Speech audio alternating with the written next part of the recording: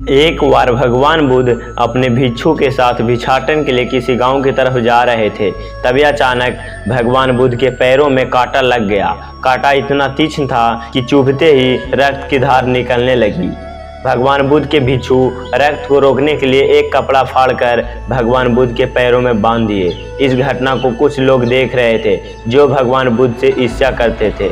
उन्होंने भगवान बुद्ध से कहा, हम तो तुम्हें परम ज्ञानी समझते थे, लेकिन दर्द को सहन तुम भी नहीं कर सकते हो। तुम पाखंडी हो और हमने ये सिद्ध कर दिया। एक कांटे हमने ही बिछाए थे। इस गांव में तुम्हारा स्वागत नहीं, तिरस्कार होगा। इस गांव में तुमको कोई भिक्षा नहीं मिलेगी। भगवान बुद्ध ने उन लोगों से अनुरोध किया कि कृपया करके मुझे इस गांव में भिक्षा लेने दो। भगवान बुद्ध के ईर्ष्यालुओं ने बुद्ध का उपहास बनाते हुए कहा, अगर तुम्हें भिक्षाटन के लिए इस गांव में आना है तो तुम्हें रक्त की बलिदानी देनी होगी। तुमको इस कांटों के रास्ते से गुजरना होगा। भगवान बुद्ध ने उनकी चुनौती को स्वीकार कर लिया और कांटों के रास्ते पर चलने के लिए कदम बढ़ाने लगे। भगवान बुद्ध के साहस को देखकर गांव वालों चकित रह गए। कुछ लोगों की आंख फटी की फटी रह गई।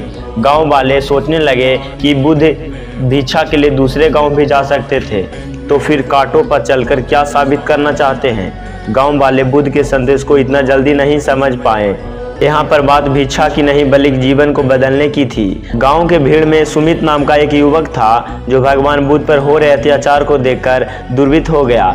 सुमित दौड़कर आया और भगवान बुद्ध के सामने से कांटे हटाने लगा। भगवान बुद्ध ने इस सालू सुमित को रोकने लगे और गांव वालों को दाना पानी न देने की धमकी देने लगे। सुमित ने किसी की ना सुनी और कांटों को हटाते हुए बोला, भगवान आप इन मुट्ठी भर लोगों के लिए अपने आप को कष्ट मत दीजिए। आप गांव में प्रवेश कीजिए, आपको बहुत सारे लोग भिक्षा देने के लिए आतुर हैं। भगवान बुद्ध ने सुमित को अपने पास बुलाया और आशीर्वाद देने लगे। सुमित बोला, आप मुझे छूकर अपने आप को अपवित्र और दूषित ना करें। तो भगवान बुद्ध ने कहा, तुम अपने आप को दूषित क्यों कहते हो? स्पर्श से कोई दूषित नहीं होता है। मनुष्य तो लोभ, लालच, घृणा, ईर्ष्या से दूषित होता है। तुम्हारे अंदर तो प्रेम भरा हुआ है। तुम दूसरे को सुख चाहते हो। तुम तो पवित्र हो। भगवान बुद्ध के बोल को सुनकर कुछ लोग बोले, तुम अपने आप को बड़ा ज्ञानी समझते हो। तुमको जाति का कोई ज्ञान नहीं है। तुम पाखंडी हो।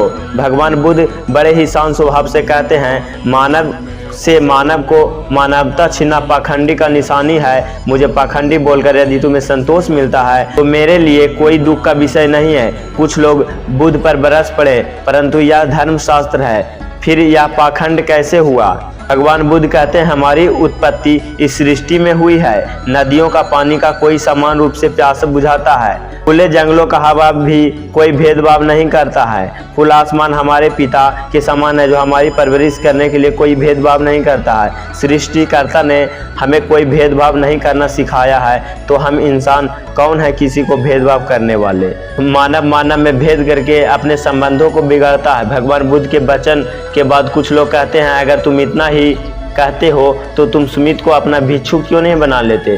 भगवान बुद्ध ने कहा, अच्छा सुझाव है। अगर सुमित तुम चाहते हो तो तुम मेरा भिक्षु बन सकते हो। भगवान बुद्ध के आमंत्रण पर सुमित नीच जाति का बौद्ध भिक्षु बनता है। इस पूरे विवरण में केवल सुमित का ही जीवन नहीं बदला, बल्कि शेष लोगों ने अपना जीवन रूपांतरित हुआ। तो इस कहानी से आपने क्या सीखा हमें कमेंट में जरूर बताएं। इसी तरह के वीडियोज़ के लिए हमारे चैनल को सब्सक्राइब करें।